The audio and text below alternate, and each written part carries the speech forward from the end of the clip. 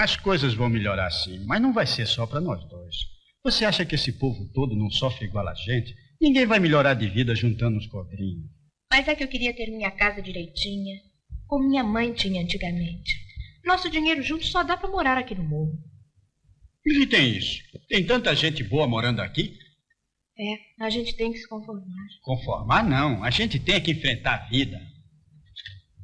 Você já parou pra pensar que quando a gente vê uma cidade dentro de um filme, a gente não tá vendo a cidade como ela é, né? Mas uma interpretação de como seria essa cidade.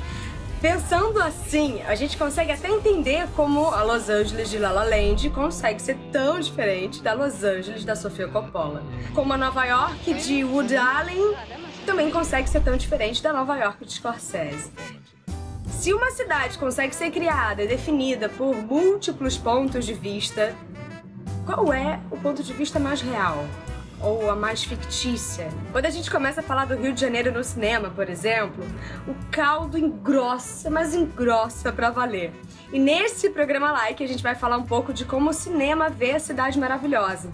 O cinema no Brasil começou no Rio de Janeiro. O primeiro filme que foi rodado e exibido aqui no Brasil foi Uma Vista da Baía de Guanabara, no final do século XIX. Exibido na sede do Jornal do Comércio, o filme Silencioso era um documentário sobre, o ponto de vista, né, da Baía de Guanabara. Uma vista que nunca deixa de impressionar de tão linda, né? Mais de 100 anos depois, o Rio de Janeiro virou outra cidade, né? Mas a sua aura, assim, mitológica, só ficou mais forte. É uma cidade emblemática, né? Seja pelo seu caos ou pela sua extrema beleza. E é claro que o cinema explorou isso desde sempre. Quando a gente pensa em filmes cariocas, é quase inevitável que os primeiros filmes que vêm à cabeça sejam Tropa de Elite e Cidade de Deus, né? Marcaram uma época. A gente não pode negar a existência do crime organizado e sistêmico no Rio de Janeiro, mas o Rio de Janeiro também, né, é muito mais do que isso. A real é que nem Padilha, nem a dupla Meirelles-Lund estavam se propondo a fazer documentários sobre o Rio de Janeiro.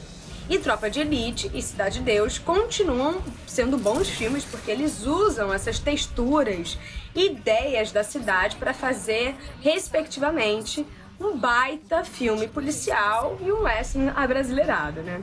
Ou, como a galera da crítica gostou de falar na época, né? Um western feijoada.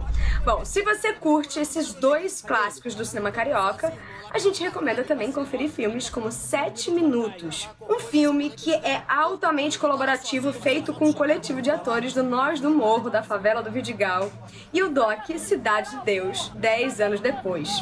Com o envolvimento da lenda do cinema de guerrilha carioca, Cavi Borges, e do cineasta Luciano Vidigal, ambos os filmes desconstroem um pouco esse impacto de filmes como Tropa de Elite, que a gente falou, Cidade de Deus, e oferecem contrapontos muito interessantes, tanto esteticamente quanto pelo tema. Mas bom, gente, forasteiros filmando em favelas não é nenhuma novidade, né? O paulista Nelson Pereira dos Santos rodou 2 dos mais belos filmes brasileiros nas periferias cariocas e as suas redondezas. Pereira rodou Rio Zona Norte, enquanto ele não conseguia lançar Rio 40 Graus, já que o filme foi embargado pela censura daquela época. Bom, a desculpa oficial: o filme mentia, porque na época nunca tinha feito mais de 39,5 graus no Rio de Janeiro. É mole, né, gente? Bom, Pereira dos Santos mirou no neorrealismo italiano e acabou dando um pontapé inicial no cinema novo.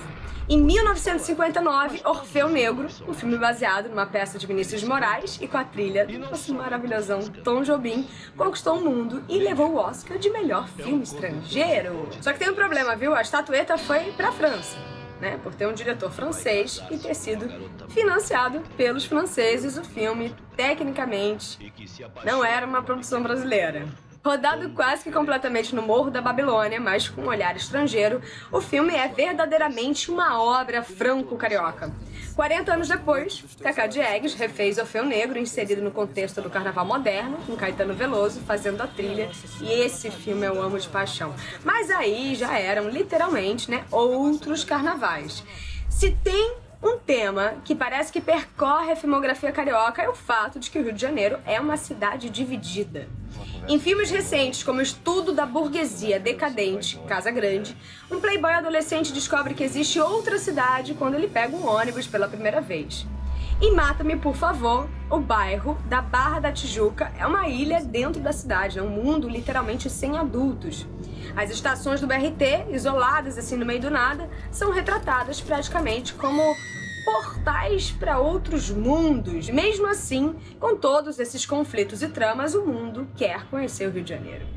O James Bond passou também por aqui no final dos anos 70 em um dos seus filmes mais ousados. E até Homer Simpson também botou uma sunga quando ele foi numa prainha carioca.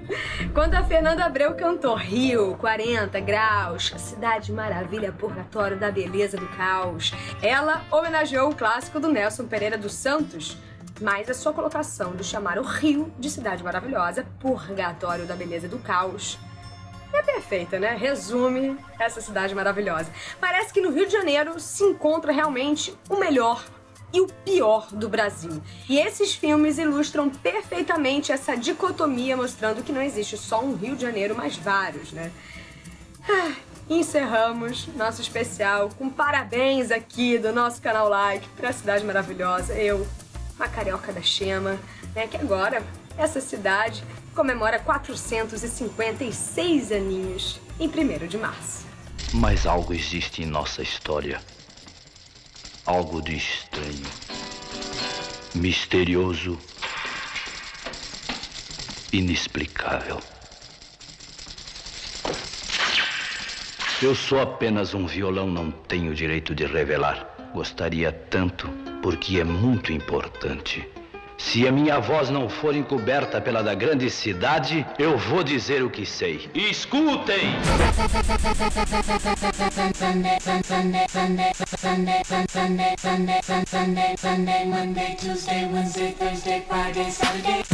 Não, eu não quero viver sem você não.